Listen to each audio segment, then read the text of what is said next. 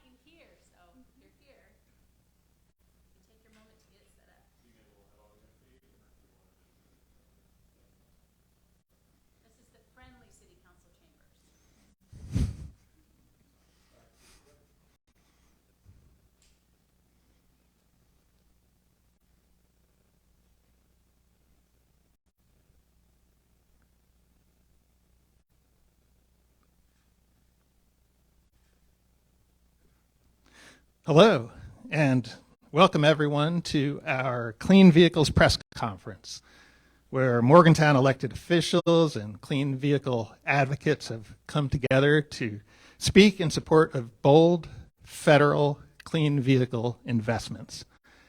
I'm Evan Hansen. I represent Monongalia County in the West Virginia House of Delegates, and I'm excited to be a part of this event and to partner with Moms Clean Air Force, who's hosting today's event. Moms Clean Air Force is also live streaming the event from their Facebook page. And before we get started with the speakers, I wanted to make a few remarks to provide some context. We are here today as we recover and as we rebuild from the unprecedented public health and economic crisis of the past year. And we're also responding to the ongoing climate crisis. Just as there's no silver bullet for an economic recovery, there's also no single solution to solving air pollution or climate change. But instead, we need to take several different actions to boost West Virginia's economy and to target different sources of pollution.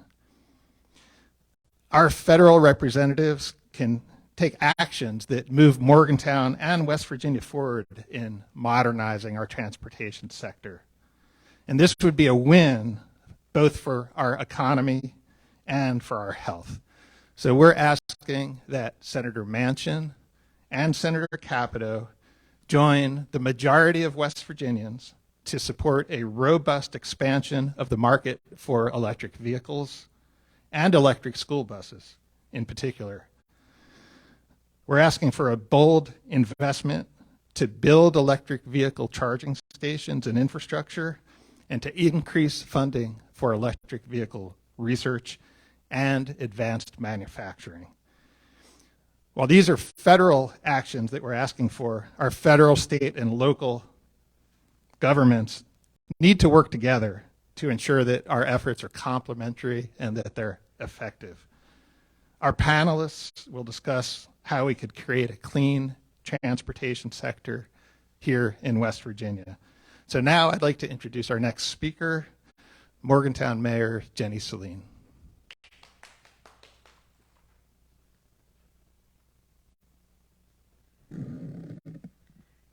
Thank you, Delegate Hansen. As the mayor in Morgantown, I appreciate this opportunity to actively support the use of electric cars and electric buses. As a municipality, we have long been proud of our charging station and the solar panels that generate the electricity to power it. But one charging station is obviously not enough. We need to make investments at the state and federal level. We need Senator Manchin and Senator Capito's support. We need to work together, as is mentioned before, federally and with the state and with the municipalities and counties that are part of our government. We need to reduce air pollution and improve public health. We need those advanced manufacturing jobs right here in Morgantown where our pharmaceutical plant and some of our coal mines are closing. We need to look forward. We're competing on a national and international scale for jobs. This is very important to our area and very important to our nation. While discussing this at breakfast this morning, my grandson, who's 6, noted, "The back of your car is making smoke. You should have electric cars and electric buses so people could breathe better, and it would smell better. People need oxygen to breathe." So I'm standing here in support of this, and I'm hoping as we move into the future that we can work together to have that market and have those charging stations for electric cars and buses. Thank you very much. Oh, I would like to introduce Kelly Bragg with West Virginia Clean Cities.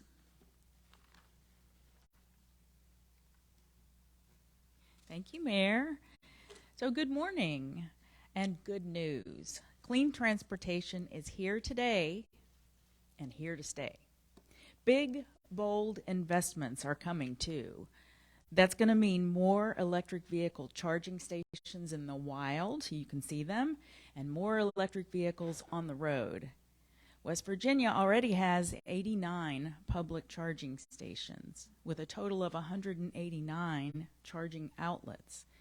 And we've more than tripled the number of electric vehicles from 2016 to 2020, with more than 1,300 electric vehicles and plug-in hybrid electric vehicles on our roads. We can absolutely do this. More affordable vehicles and less dirty air. Electric vehicles, as the mayor's grandson pointed out, produce 0 tailpipe pollution. West Virginians deserve clean air, and we deserve help to get there. Also, I have it on very good authority that electric vehicles are very, very fun to drive. Thanks. Next up is Liz Brandt, Field and Special Projects Manager with Mom's Clean Air Force, our hosts.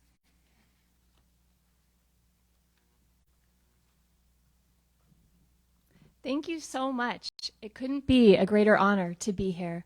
I'm Liz Brandt, and I'm a parent to 2 kids, Valencia and Natalia. And I do this work promoting clean energy because I know that my children depend on this for their future. I also have the great honor today to introduce our new West Virginia field organizer with Mom's Clean Air Force, Lucia Valentine, right here with me. So we couldn't be happier to be introducing Lucia today, and we couldn't be happier to be fighting for a better future for our children.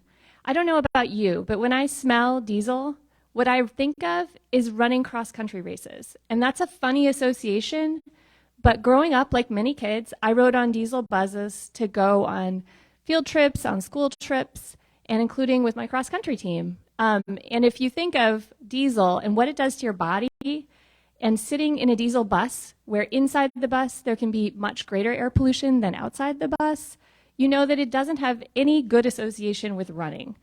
The last thing you want to do before you get out on the baseball diamond or you get out on the soccer field is breathe in a lung full of particulate matter, otherwise known as soot, which contains a whole lot of chemicals, including sometimes arsenic, benzene, things like that, none of which are good for your health.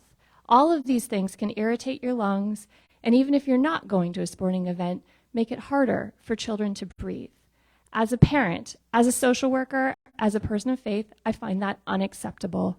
My children deserve to have a better opportunity to breathe clean air than I had, and that's what all children deserve.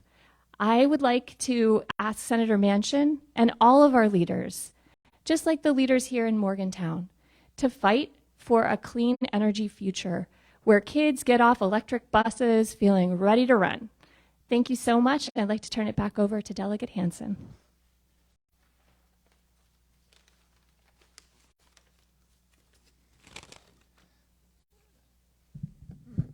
Thank you. And again, I'm Delegate Evan Hansen, representing Montague County in the West Virginia House of Delegates. It's going to take a combination of federal and state policy to create the most jobs for West Virginians and to reduce pollution as much as possible. See, the issue is when you plug an electric vehicle into the grid in West Virginia today, there's very little renewable energy that's powering that vehicle. So there's pollution associated with it now. But we've made a lot of progress in the last couple legislative sessions to address this issue, although we still need to do more. But here's a few things that we've done.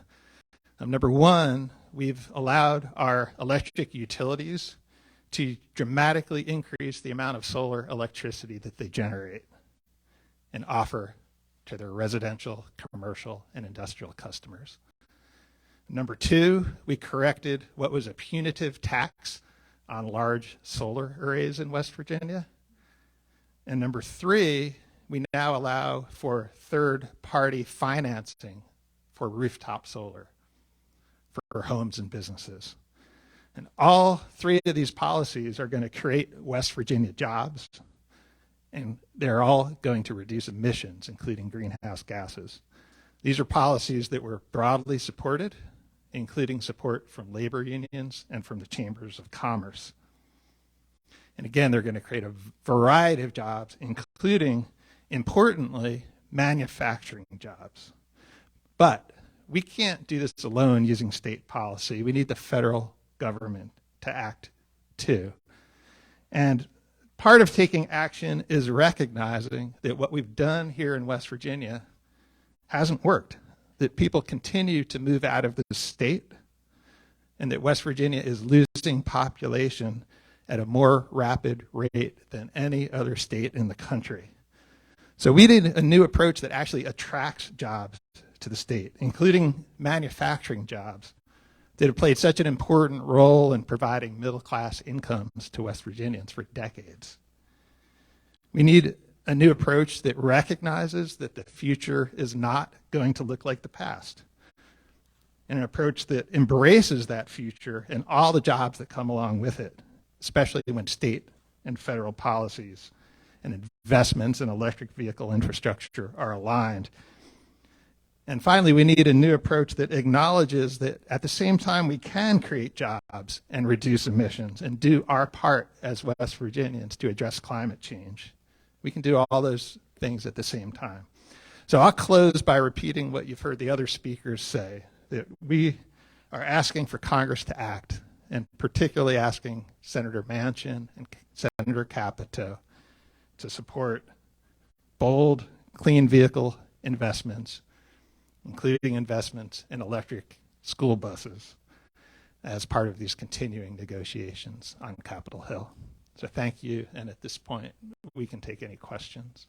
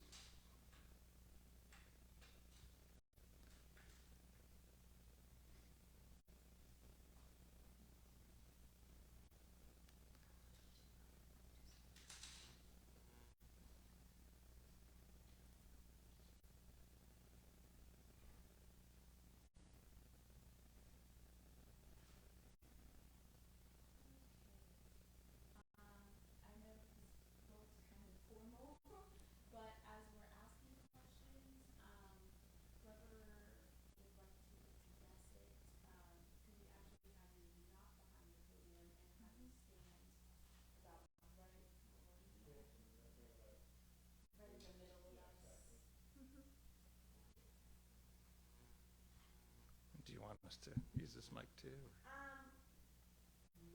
Or the other folks do? We could carry the mic with us. Yeah. Oh, perfect. Okay. Well, if you think we could just, couldn't we move it right there? Yeah, maybe you can even move it like right there. And then we could talk into it. Yeah.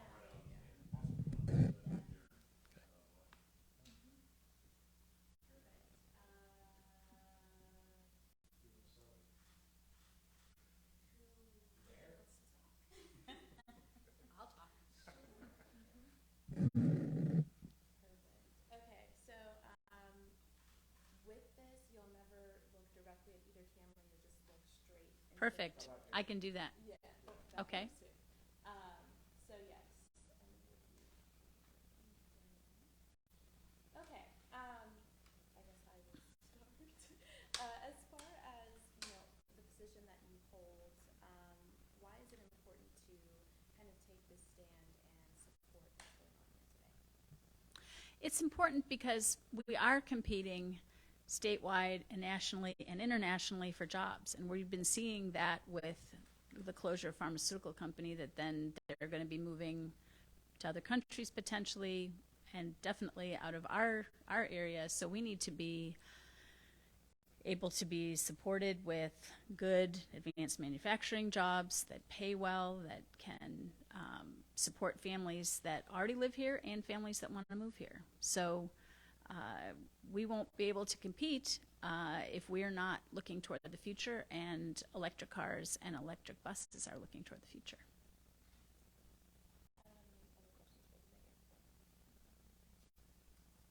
What dangers, you guys kind of spoke to this, but what dangers, can you elaborate on dangers posed, by, what you want to call them, combustion engines, to public safety, to public health? So some of the discussion involves what's in emissions from diesel vehicles.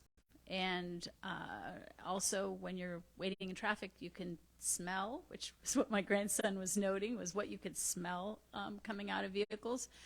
It can't be good for you if it has a smell like that. And it's just part of becoming modern. I think it's really important to move forward, to not be rooted just in the past. And so whatever is coming forward, we need to move into that so that we can compete and so that we can enjoy having those electric vehicles and electric buses. Thank you.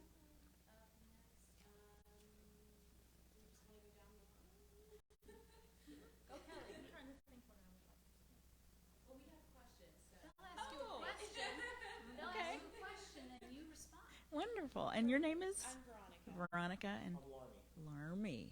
Larmy and Veronica. For both of us, just so we get everything correct, can you actually state first last name, spell them for us, and then your title? Sure. Kelly Bragg, KELLYBRAGG. I'm the coordinator of the West Virginia Clean Cities program. Perfect. So as you guys were mentioning, calling specifically on Senator Manchin and Senator Capito, the call, what exactly are, if you get their attention, are you hoping that they'll continue from there doing?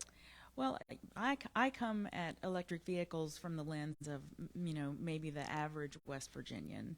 And they electric cars and infrastructure are somewhat expensive at this point, so we need to reduce those costs. One of the things I would really like to point out is we need affordable, simple electric vehicles before we make them essential. And that can't be done without policy help, building more stations, getting more people in the vehicles. If you want to check out a really neat a place where you can see where all the vehicles are, you can go to just AFDC, search it at AFDC, Alternative Fuel Station Locator. And you can even map a route all around the United States and find electric vehicle chargers if you do that. Nice. Mm-hmm. And you brought up price, which is something I think anyone who isn't aware would say that's going to be expensive. Mm-hmm. For those that will be watching, what would you say to them to kind of get them on your side? The biggest thing is that you won't be paying for any gasoline, right? So that comes right into your discretionary income. So you won't be paying for gasoline. Electric cars don't require as much maintenance as internal combustion engines, so that's another cost kind of off the table.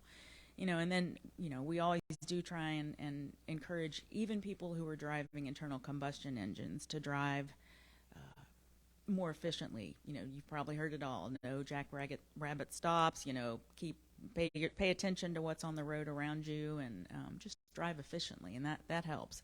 Once you build those habits, they translate very well to electric vehicles. For sure. Mm-hmm. And you mentioned also creating jobs through all of this. Obviously, there are people that are for oil. They want to stick in that business. We've dealt with it here, especially with coal. So that transition, it's still an argument today. How would you talk to those people when it comes to this as well? One really great thing that I'm not sure people take into account is that electricians are going to be some of the key workers when we transition to electric vehicles and renewable energy, right? Because they're the people who know how to wire it up. They're learning some of the local unions in West Virginia are learning the electric vehicle installation program. I think that's what you call it. EVITP is what it's called. And as they add to their skill set, they will be in more demand, and they can install more of these chargers at people's homes. Thank you.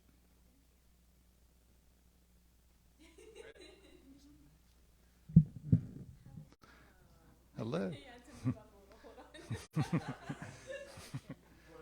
while she's doing that, same question, the last one she just asked. We live in West Virginia, a very coal-dependent state. I mean, we are the face of coal.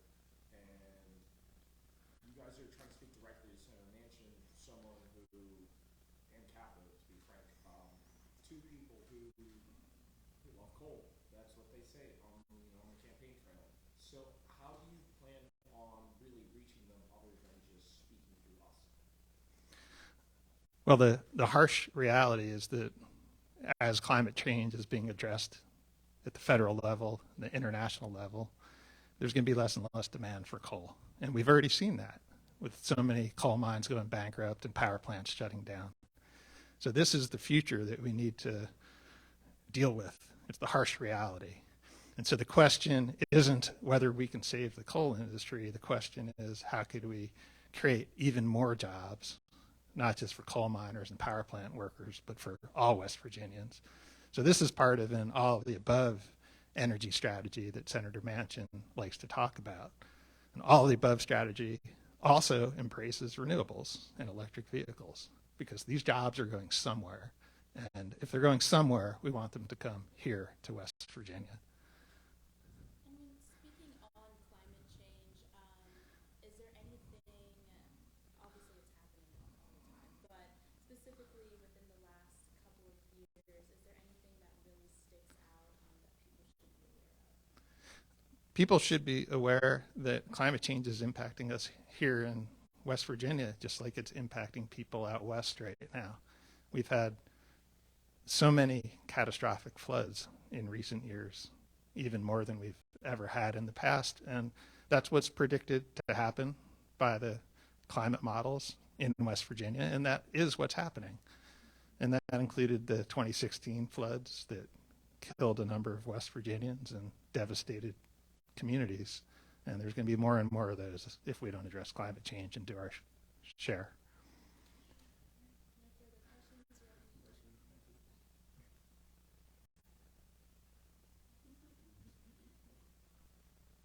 Thank you so much. Hi. Good, good. Yeah. Okay. Are you both going to talk, or is she just here supporting you? I think that maybe I'll take the questions and Lucia will support me. Okay. Can you hear me? There we go. Can we get your name Yes, and title, please? Say and spell. Thank you. absolutely. So I'm Elizabeth Brandt, Elizabeth, Brandt, Brandt, and I am a field and special project manager with Moms Clean Air Force. And I'm here with Lucia Valentine. Can you tell us a little bit about your organization? Sure. So Moms Clean Air Force is an organization of more than 1 million parents across America who are taking action on climate change and clean air for the health of their kids. We want to tackle both of those issues together because there's a lot of room for progress when you look at what you're breathing in, what the climate pollution is, and we can address those problems together. And we want to do that so that all of our children can grow up healthy. And being here today, what message are you specifically trying to get across? Absolutely. You know, I think that I come from a family that has really benefited from times when the U.S. government has leaned in to an issue and tried to solve it. I think my family has really personally benefited from the Civilian Conservation Corps and the Works Progress Administration. My grandfather got training and got a great job out of that. And I think that that New Deal moment was a time when people could come together with a lot of leadership from the federal government because it was too big to be done on a community level, and we made a big difference. And another thing that I think my family has really benefited from, I think a lot of us could relate to, is the interstate highway system. You know, that was a huge investment. People had cars. They needed to get their things around. They needed to drive around. The government helped with that. And so we see this as a moment when, yes, there are some challenges in implementing electric vehicles and electric transit, but they aren't insurmountable. They just need a good solution. So we want our leaders to really lean in and help us to get to the clean energy future. Can I ask a question of emotion here?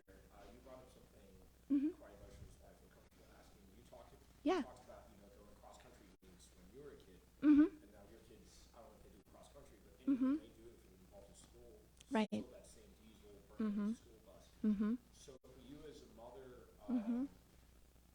how frustrating is that to be in a whole different, we're in 2021, so we deal with that? Yeah, I mean, I just think that, like, I try not to get bogged down with the negative emotions around it because really this is a moment to be inspired to act by that. I mean, yes, I go to my children's elementary school. They're too little for cross country. And all the buses are idling outside. And we know that that front door of the school has some dirty air. And that does bother me. But it just motivates me to do more, to do my part. I think sometimes we underestimate our ability to make an individual difference. And that is the greatest mistake we can make. If you are worried about something in your community, whether it's air quality, climate, you know, the quality of your schools, you are a leader. You have to embrace your ability to make the change. I wasn't trained to do this. This is something that my daughter's birth brought me into. And I'm here to stay. Thank you so much.